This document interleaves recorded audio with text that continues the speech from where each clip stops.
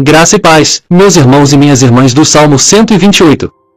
Eu sou Caleb, o seu amigo virtual, e te convido para aprender mais da Palavra de Deus no livro de Deuteronômio com Giovana Cristina, intercessora do Relógio Mundial de Oração.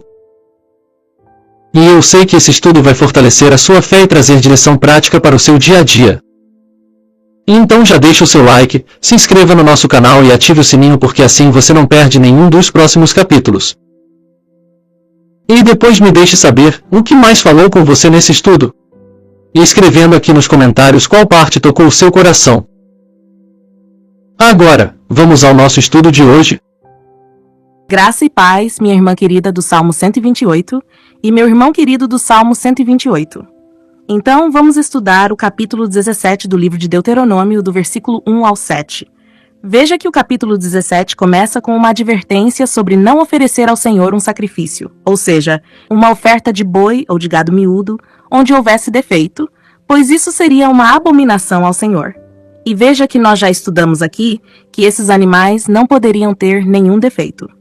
E é por isso que, segundo a Torá, os líderes espirituais não podem aceitar ofertas de pessoas cujas ofertas venham de fontes financeiras desonestas, onde o lucro seja desonesto. Ou seja, o líder, sabendo que uma pessoa vive de roubo, não pode aceitar a oferta dessa pessoa. Sabendo que o lucro daquela pessoa vem de corrupção ou de prostituição, ele não pode aceitar a oferta daquela pessoa. Entendeu, meu irmão? Entendeu, meu irmão? Ele pode aceitar a oferta sendo de um trabalho honesto. Ah, mas e se ele não souber? Se ele não souber, tudo bem. Mas ele sabendo, ele não pode aceitar. No versículo 2, o texto volta novamente a falar sobre a questão da idolatria. No versículo 4 diz que, caso houvesse uma denúncia a respeito de uma pessoa que estivesse praticando idolatria no meio de Israel, então essa pessoa deveria ser retirada do meio do povo. Mas veja que no versículo 6 diz que essa denúncia não poderia ser feita pela boca de uma só testemunha. Era preciso que houvesse 2 ou 3 testemunhas para fazer essa denúncia. E essas testemunhas eram submetidas à lei de testemunhas falsas, pois se indagava e investigava primeiro toda a questão para ver se realmente essas testemunhas estavam falando a verdade. E se elas estivessem mentindo, aquilo que elas estivessem desejando para aquela vítima iria acontecer com elas. Por exemplo, se elas estivessem testemunhando para que aquela pessoa fosse morta, a morte viria para elas. No versículo 7... termina dizendo que a mão das testemunhas seria a primeira a punir este homem ou essa mulher que estivesse disseminando idolatria no meio de Israel. Mas qual é a sabedoria para nós hoje? Bem, veja que, embora a Torá não tenha sido escrita em capítulos nem em versículos, pois essa divisão aconteceu bem tempos mais tarde, nós podemos perceber que esses textos que falam sobre não oferecer ao Senhor um sacrifício com defeito e os textos que falam sobre uma pessoa idólatra escondida no meio do povo de Israel são muito próximos. E por que são tão próximos? Porque entenda, minha irmã e meu irmão, nada do que está escrito na palavra de Deus é por coincidência, mas sim de forma intencional. Aqui na Torá, esse idólatra seria denunciado por alguém que estava observando o seu comportamento. Esse idólatra estava no meio do povo de Israel, mas na verdade prestava culto a outros deuses, ao sol, à lua, às estrelas do céu. Então, mais cedo ou mais tarde, ele acabava sendo denunciado pelo povo. Mas entenda que hoje é a forma como nós prestamos o nosso culto ao Senhor que nos denuncia como cristãos. E quando eu digo prestar culto ao Senhor, eu não estou falando de ir à igreja, nem de postar fotos no Instagram ou no Facebook do culto, de você orando com os irmãos. Não é isso. Quando falo de culto, estou falando do culto racional, que é exatamente o tipo de culto que o apóstolo Paulo nos ensina em sua carta aos Romanos, no capítulo 12, que diz respeito ao culto que prestamos ao Senhor pela transformação dos nossos princípios, dos nossos valores, do nosso caráter, ou melhor, se eles estão ou não pautados na palavra de Deus. Então entenda, minha irmã e meu irmão, que é isso que denuncia se verdadeiramente nós servimos a Deus ou não, ou se servimos aos ídolos. E esse ídolo pode ser nós mesmos.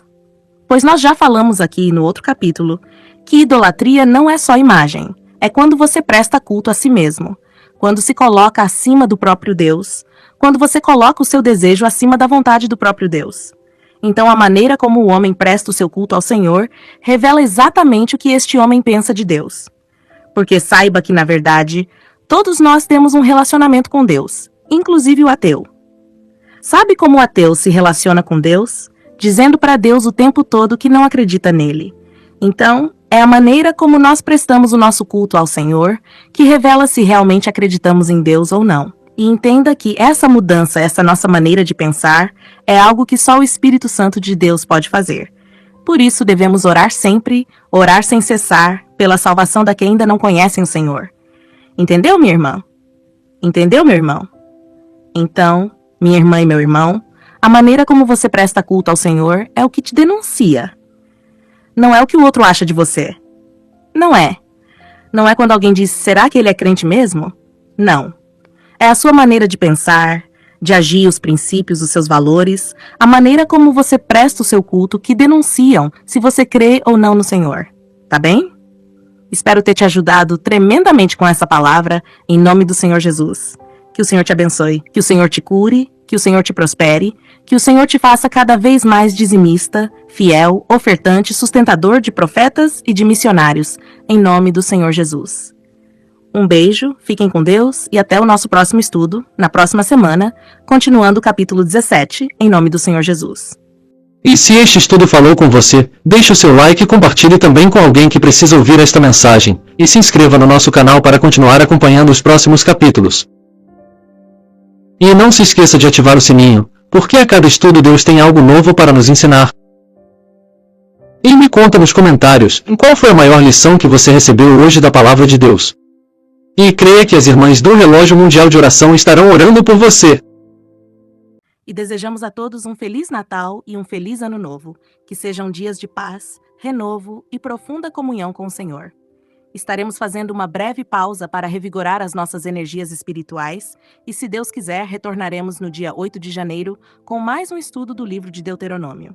Que o Senhor os guarde e os abençoe abundantemente. Amém.